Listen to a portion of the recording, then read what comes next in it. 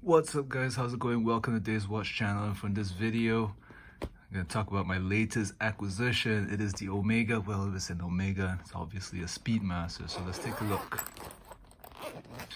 So, this one comes in the service pill box, service pill case. And the reference number is 3570.50. Or is it 3750.50? Either way. Speedy Professional. This is a 2009 model. So it houses the caliber 1861 movement. And I picked this up because I love the Speedmaster. I had sold one recently. What did I sell? I think I sold the Sapphire Sandwich. That was the last Speedmaster I sold. That was a great watch, but you know, I think in terms of Speedmasters, if you're looking to get one, start with the original. Well, I can't call this original, but just the basic one with the Hasselite crystal, and see how you like it, right? It's a beautiful watch, you know, the Speedmaster. I've lost count. I must have had at least 10 Speedmasters, at least. I want to say 15, to be quite honest with you. So you could say I'm a pro when it comes to Speedy Pros. I'm a Speedy Pro, all right? So it's a great watch. And then why did I buy this watch? Well, obviously, you know, people have got talking about the Ed White Speedmaster, and I think Omega's done its job in the sense that it's got people talking about Omega finally, you know, especially with this new 321 Ed White Speedmaster. Right, Omega has released so many different iterations of the Speedies, right?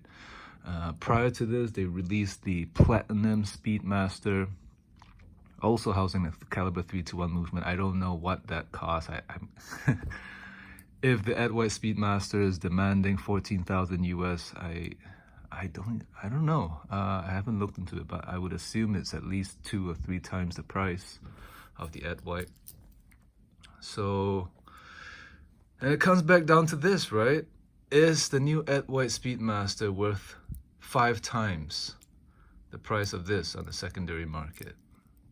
You know, the Speedy Pro. And I'm gonna have to say no, you know. I know I love the Speedmaster, but at the end of the day, you have to consider the cost of these things, right? Watches are not cheap. I wish they were. But at the same time, it's not possible for them to be cheap, right? It has to be a level of exclusivity. But there is a line, you know, and I think the Ed White Speedmaster kind of crossed it a little bit. But you know, who's to say, right? Who's to say?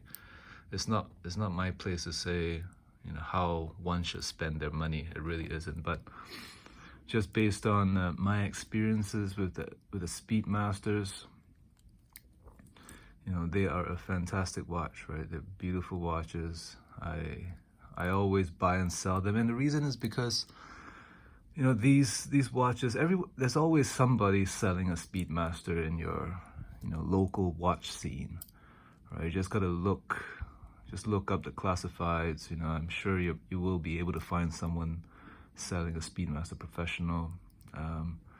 What do I think will happen with the prices of these on the secondary market? I think they're gonna go up. You know, strangely enough, I've been in contact with a couple of watch friends of mine, and suddenly everybody is starting to look for Speedmaster Professionals now. I think what has definitely stood out with the Ed White is the price tag, and these are, you know, relative to the Ed White, are cheap, are extremely cheap. And are they that much lesser of a Speedmaster compared to the new Ed White Speedmaster?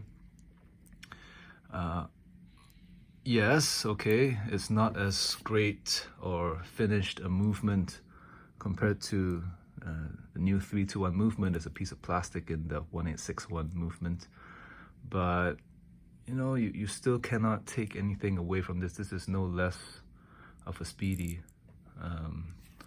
compared to the new Ed White Speedmaster, right? You still could take this up to the moon, and you still could do whatever Neil Armstrong and Buzz Aldrin did in terms of calculations or reading time.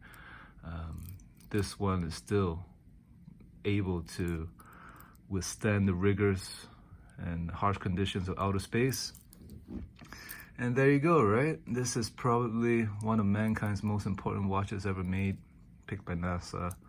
And it's a great watch, right? And I'm always happy to have one in the collection. And if you are looking for your first ever luxury wristwatch, the Speedmaster is the way to go, right? There's no, there's really no real comparison in terms of value, price point, design, importance in watchmaking history. The Speedmaster, right? It's in a large modern size, very masculine, very, I guess you could say a little bit nerdy as well. It's got a chronograph. Right, what more can you ask for? Okay, I think the only drawback with the Speedmaster is that you can't go swimming with this. It's a chronograph, so it's not water resistant like a Rolex Oyster Perpetual. But you can always pair this up, right? Get this as your first watch, and then your second watch, maybe get like a Datejust, right? If you're a two-watch kind of person, right, pair the Speedmaster with a Rolex Datejust, right? Rolex Datejust can be used as your dress watch, or under conditions where you're gonna get wet, and this can be your everyday work attire watch, right? The Omega Speedmaster. So anyway, guys, I think Omega's done a really good job in terms of reviving or getting people to talk about the brand again, for better or for worse. Maybe that high price point has got us talking, right? We're starting to take interest, we're starting to take notice of Omega. I mean, you look at all of their other releases, their I guess their other one was, which one? The Trilogy Speedmaster. That was a nice looking one, a nice looking Speedmaster as well, but it still had the 861 movement. But that was a very nice one. It had a steel tachymeter bezel, and it also had the broad arrow hands with the straight lugs, right? Those look really cool too, but it did not have the same impact as the Ed White does right now. Okay, anyway, thanks for watching, guys. I'm out. Bye.